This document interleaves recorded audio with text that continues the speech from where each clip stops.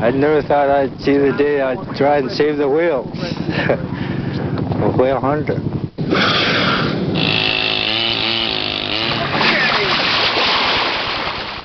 Right, now, here's the biological problem. I would like to get those whales in this crack as soon as possible. Well, you're interfering with nature. I mean, nature takes care of its own self. Sooner or later, if things don't work out well, somebody will have to make a decision as to when to maybe let nature take its course. On October 7th, 1988, 3 California gray whales were caught in the wrong place at the wrong time. Trapped in a hole in the ice near Barrow, Alaska, it would take almost 3 weeks before they would be able to make their break to freedom. Thanks to Alaskan Eskimos, 2 Russian icebreakers, and support from around the world, they are on their way to safer, warmer waters.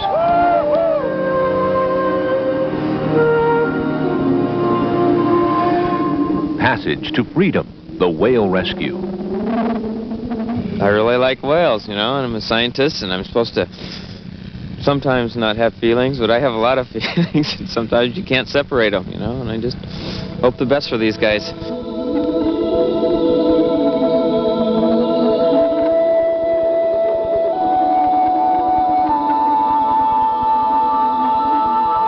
In the Arctic, winter comes unannounced.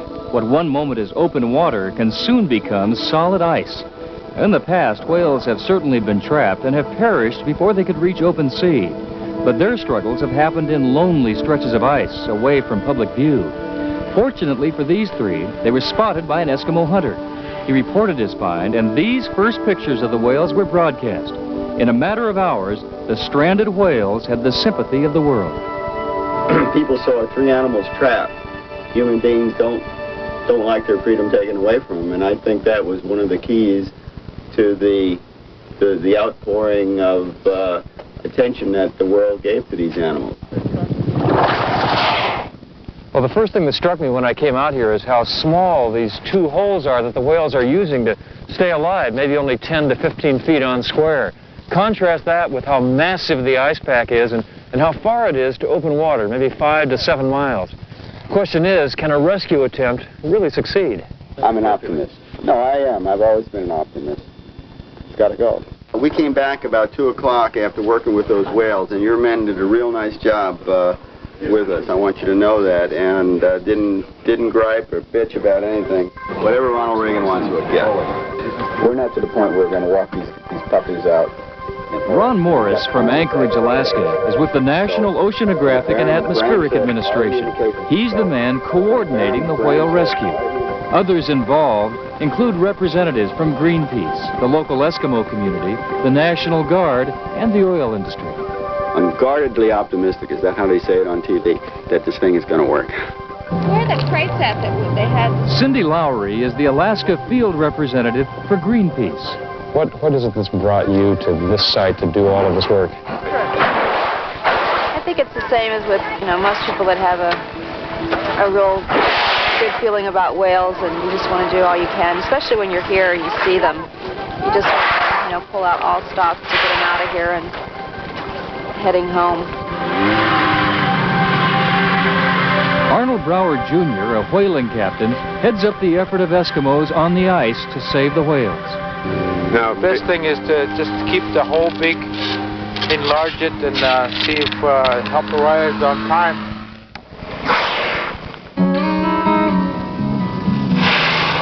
These 3 California gray whales are young, 1 to 3 years old, and are inexperienced.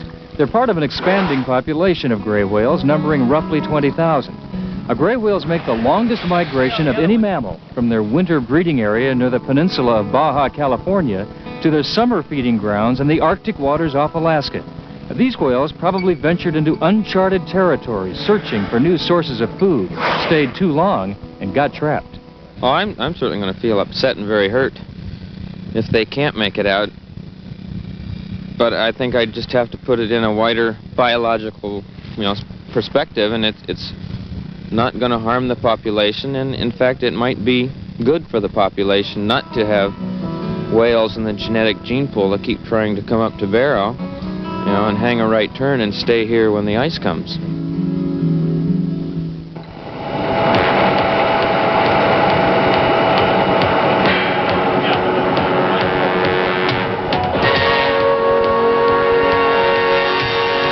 It's a small village of about 3,000 people. And of course, we're very limited because we've been inundated with the news media.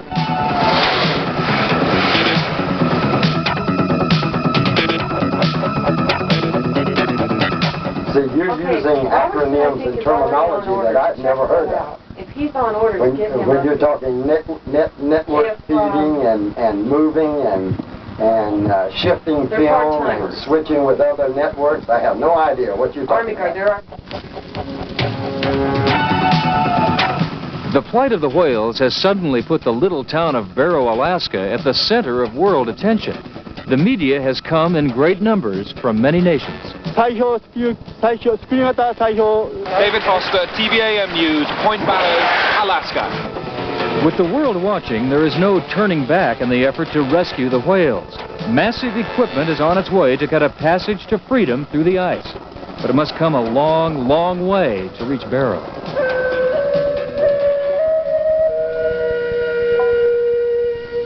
There are no roads to Barrow. It's 800 miles to the nearest city of any size. Eskimo people have lived here for 6,000 to 7,000 years. They are the first Americans. Eskimos have always hunted whales to survive, and no one knows the ice and the creatures of the ice better than they do. In the end, it will be the Eskimos who do the most to keep the whales alive.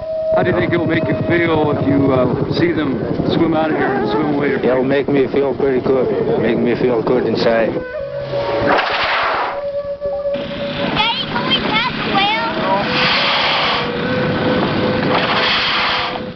I think, you know, they do have a good chance of making it the whole way. They get out, and, I mean, it's certainly up to them. They've been feeding all summer, so they should have the energy. I know they've been stressed out over the last couple weeks just keeping in this hole, but I think they'll still have the energy reserves to get down south.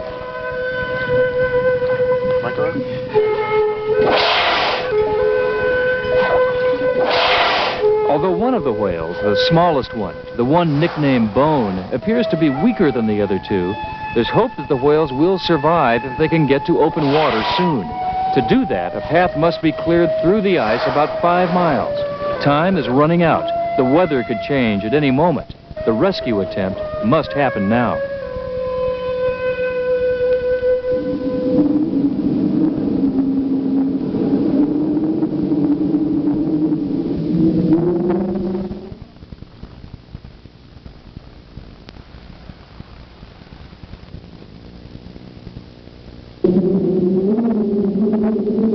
Passage to freedom, the whale rescue. All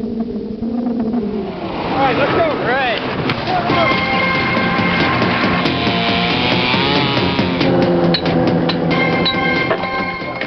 Search and rescue, Christ. People have been calling from Australia, for instance. We had a woman call and say, why not spread gasoline across the ice and just light it on fire? We had a Vietnam vet call this morning from Texas who suggested that we get a helicopter with a flamethrower and burn a 5-mile channel through the ice to the open lead. We've had women call from San Francisco, Dallas, I believe, and Los Angeles, all suggesting we spread rock salt over the ice. This is Operation Breakout. I've been reminded. Operation Breakout. Breakthrough. Operation Breakthrough. What is this operation? I'm asleep.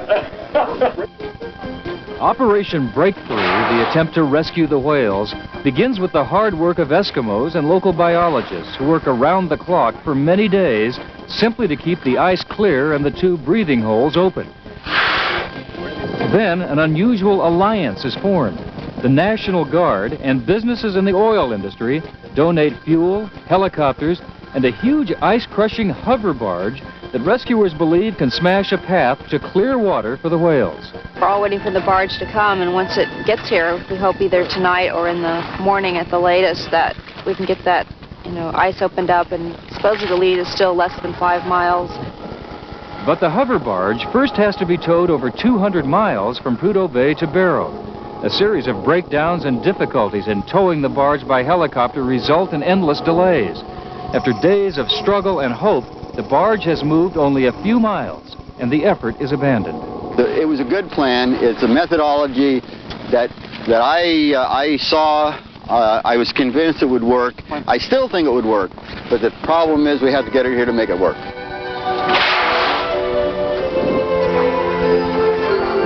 The 3 whales have been stranded for 12 days, and now the situation grows increasingly desperate. So far, the weather has been relatively mild. Light east winds, temperatures just below zero. But last night, the temperatures began to drop and the wind began to blow. And as it did, ice began to form on the 2 holes faster than the ice cutters could clear it away. The situation looked very grim. And then, miraculously, 2 men from Minnesota showed up with what they called de-icers. They said that they could melt the ice, and officials said, we may as well give it a try, and it worked.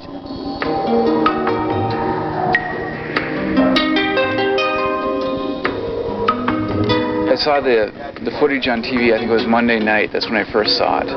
And right away, I just told my wife, I said, we can open that hole up for them. We don't need these guys with chainsaws out there. We can open it up.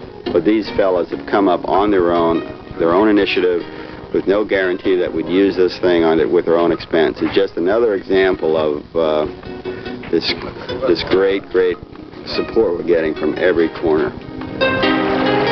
Small underwater fans draw warmer water from below to the surface where the ice is forming. Bubbling like a jacuzzi, the holes do not freeze. The de-icers buy the whales more time and free the Eskimos to cut more holes. Sometimes people got to work together to accomplish something. No matter what they believe, if they see a common interest, it's got to be done.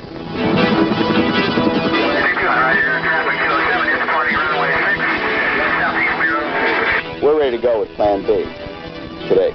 I believe that it's going to move very quickly. Actually, I think it's going to act very much like a cookie cutter and cut holes right along the path.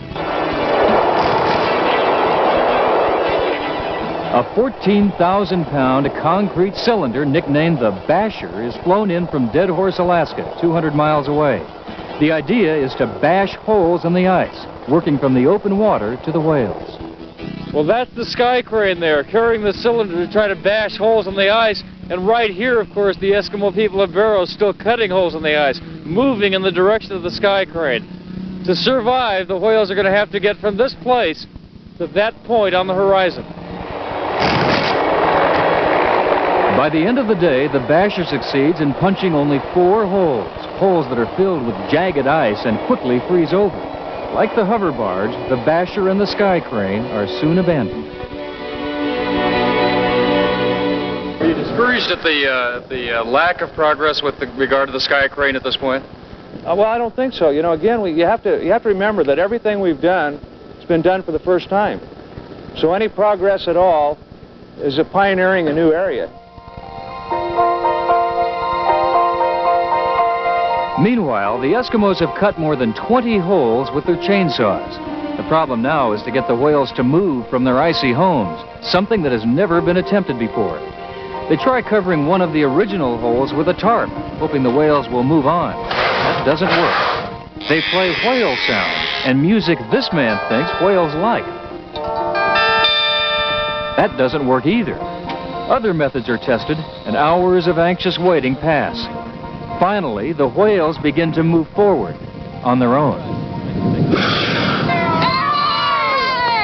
The whales are running up and down the holes.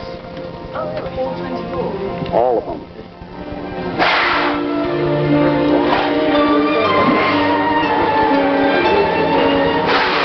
After 2 weeks of frustration, there is finally progress. Even though the open sea is still miles away, spirits are high. Then, news comes off the ice. The smallest whale is missing and presumed dead. These are the last pictures taken of the whale they called Bone.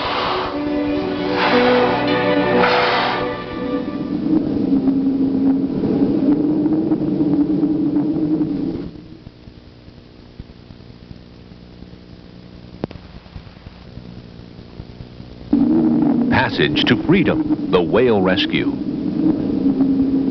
Well, ever since this thing started, you know, we've been saying, well, we got to get this thing wrapped up in a couple of days, you know, and now it's kind of become a way of life. What do you think's going to happen? The whales will be free, and they'll be home. And back up here next year, hopefully, and not in trouble. Well, the whales now have a long trench that's been built for them here so they can swim and breathe and surface more rhythmically, more normally, as they would out in the open water. And it also might help them get by some of the areas here where it's very shallow, where water depth is only maybe 12 feet. The Eskimos continue to cut incredible amounts of ice, opening new holes and trenches that now stretch about a half a mile toward the open sea. And the two whales are following. Then the rescuers reach shallow water, and for 2 long, agonizing days, the whales refuse to go any further. So we're waiting for the good news. So far, we're still waiting. It's neutral. Kind of cold out here. Woo! The Eskimos decide to detour the path to a deeper channel. One Eskimo says it's time to think like a whale. It works, and the whales move again, this time towards their greatest barrier to freedom. A giant wall of ice looms ahead. And of course the pressure ridge, that's the big obstacle out there, and you know, looks like that's going to take some high tech to break through that. Thank goodness for the Russians, huh? Word arrives that the Russians are coming with 2 ice-breaking ships that might be able to punch a hole through the pressure ridge. The hover barge has failed, the basher has failed, and the Eskimos can't possibly cut through the wall of ice. All the people help out, so everybody's great. Yeah, it's a real lot of cooperation here.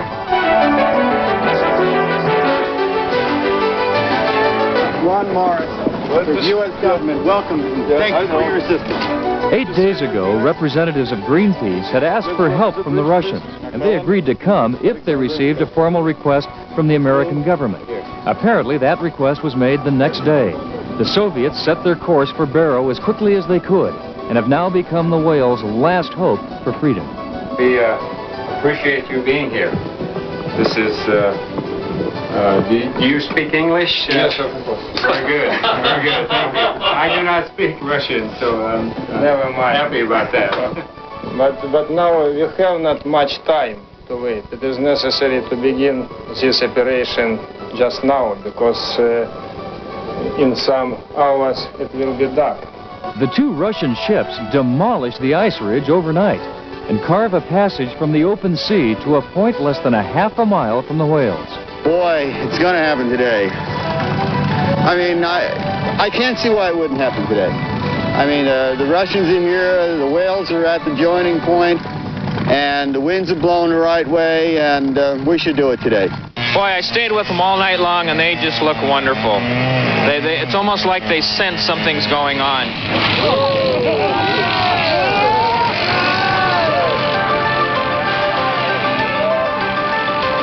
The final push, or what appears to be the final push, is on. The determined Eskimos are cutting holes at a speed that astonishes everyone. They've worked day and night for over 2 weeks to keep the whales alive and moving. It is the Eskimos who have carved most of the passage to freedom. It is the Russians who will try to finish the job. My people in Washington... How much more time we got? Well, we got winds all day. I mean, he should be coming down the pike in, you know, within a half hour. Okay, let's wait. Okay, yeah, let's take it. I want to get my 2 cents. Right, here's a biological problem. I would like to get those whales in this crack as soon as possible. That's what we were thinking. If they're in there now, they can physically get their way out. If we can bring the breaker in and out, they have a better chance of getting their way out. Yes, they do. If we can get them in this hole right away, I think that's the best thing we can do. Hey, Arnold! It won't take us long. It won't take us long to make some more holes, huh? It won't take us very long. We were talking about 45 more minutes. You've got that too close to an hour. You can make a lot of holes in that time, We could be about almost a mile from here. Okay, let's go. All right. The whales surprise everyone. They dive under the ice and surface in the passage cleared the night before by the Soviets. everyone thinks the ordeal is finally over, people rush to get what might be the final look at the whales. What they find is a passage filled with broken, jagged ice and thick slush. The whales are trapped again, and they are getting cut up. Blood is in the water. How much agony can these whales take? How long can this go on? People are ordered off the ice. That night, Russian icebreakers work to clear the channel again and again. By first light the next day, the whales have moved 1 mile towards the open sea. The Eskimos return to the ice and cut many more holes. The whales find them and follow them as they've become so accustomed to doing. At last, the whales are within 300 yards of freedom. As darkness falls, a light is placed by the whale's final hole, and the icebreaker makes 3 passes through the ice to within 100 feet of the whale.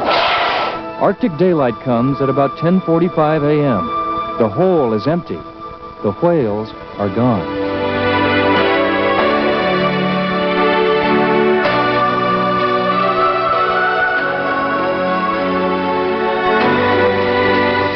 Thorough search with both fixed wing and helicopter, and didn't see any sign of the whales at all.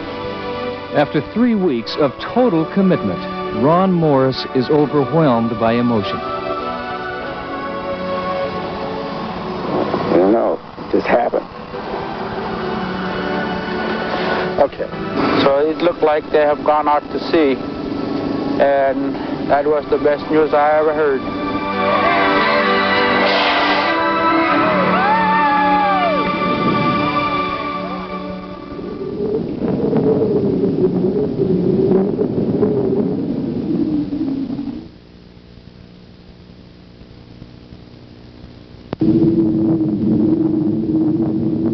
Passage to freedom, the whale rescue. Well, those of us along the Pacific coast will be looking for the 2 whales in the months ahead. No guarantee that we'll see them, but biologists think they've got a great chance to make it to warmer waters, 6,000 miles if they go all the way to Baja.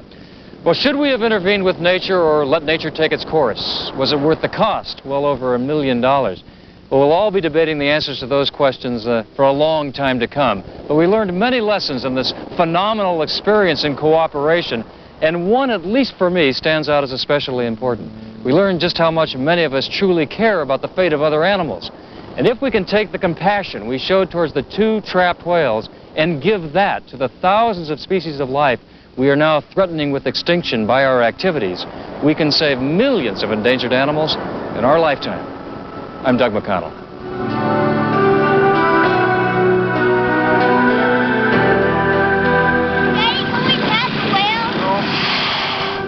Yeah, it's a real lot of cooperation here.